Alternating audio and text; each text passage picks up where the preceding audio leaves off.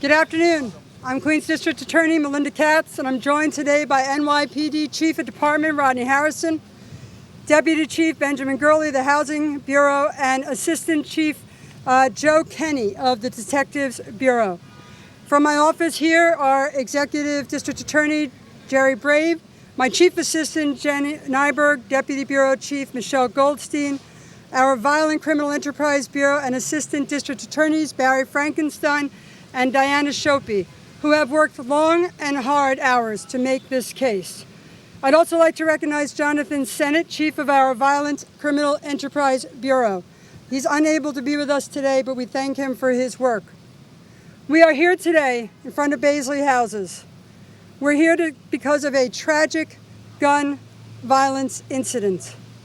Clearly this is ongoing, but here's what we can tell you today.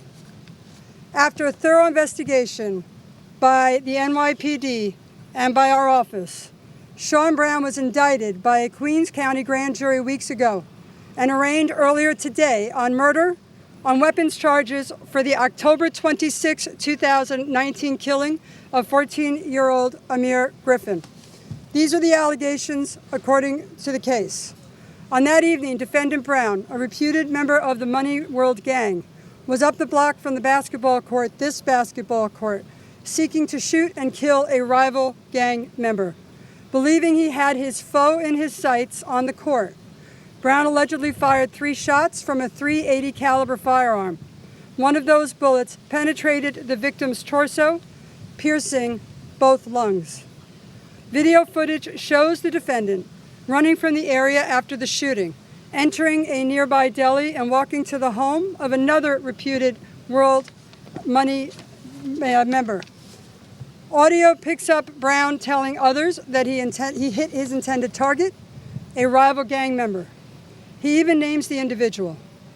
But the person he thought he'd killed was not the teenager whose last breath was on this basketball court.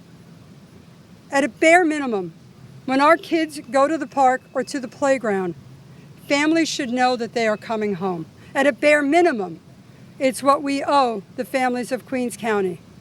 14-year-old Amir Griffin, a promising young student and athlete, never got home, and his family is still reeling from his death.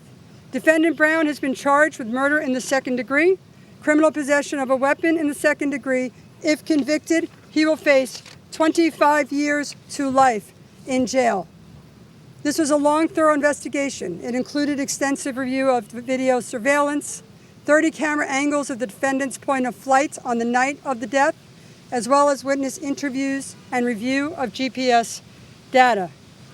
Working with the NYPD, and I'm going to ask Chief Harrison to expand, we monitored the defendant's social media accounts and all postings, followed him to LA, where he was taken into custody. Now the defendant faces justice in our courts today. We are here to assure the community that block by block, and for as long as it takes, we will not allow guns and gang activity to be the norm in Queens County. In addition to those I've already acknowledged, I do want to thank and give my gratitude to Detective James Richardson, Christopher Cruzado of the 113th Detective Squad, Detective John McHugh of the NYPD Gun Violence Suppression Division, and Detective David Police of the Queens Homicide Squad. I now would like to welcome and thank a child, a son of this area, this neighborhood. He has never forgotten that. He is an amazing chief, and he has been an amazing ally here in Southeast Queens. Chief Rodney Harrison.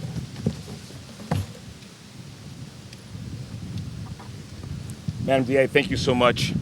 And I'm so proud to be the chief of department and see such a relentless case and the efforts by the Queens South investigators.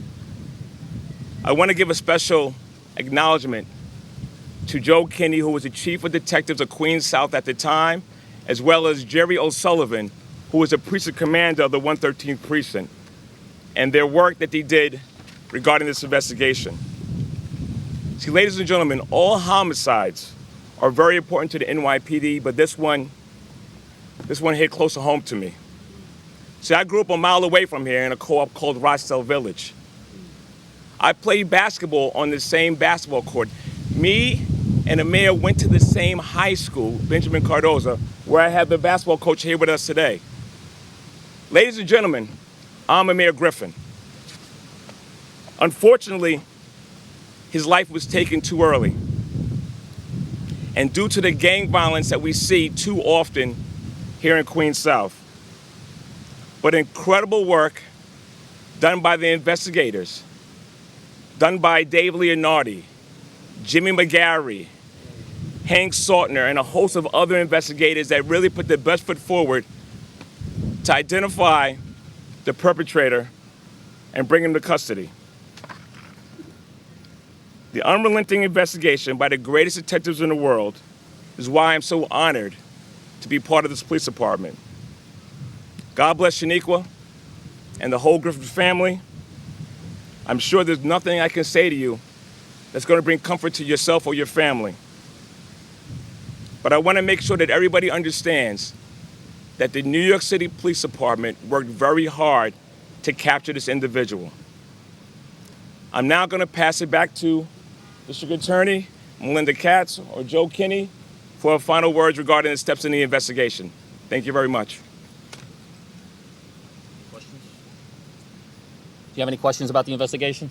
Yeah, can you talk about how we got to LA and how you wound up getting it back?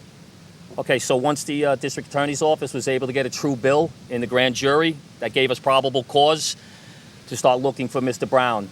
Based on his social media, we were able to determine that he was out in Los Angeles. We don't know why he was out there, but we determined that he was currently in Los Angeles. I had members of the NYPD Regional Fugitive Task Force, which is made up of NYPD detectives and U.S. Marshals. They responded out to Los Angeles, where they hooked up with their counterparts from the Los Angeles County Regional Task Force. They put together an apprehension plan, and they were able to take him into custody. At that time, he was being held, waiting to be brought back to New York, and then we sent members of the Queens District Attorney Squad out to bring him back to New York to face justice. In court today, when the district attorney's office laid out the case against him, it noted that he had been involved in war crimes after the shooting. Can you talk about that? We are very familiar with the defendant, Sean Brown. He was shot back in 2020. And we have suspect eye cards on many other acts of violence that he has participated in. He was very well known to the members of the 113 Precinct Squad and 113 Precinct Patrol, and this assisted us in his apprehension. And yes, he was out on bail, $30,000 bail for a CPW, and he was remanded today.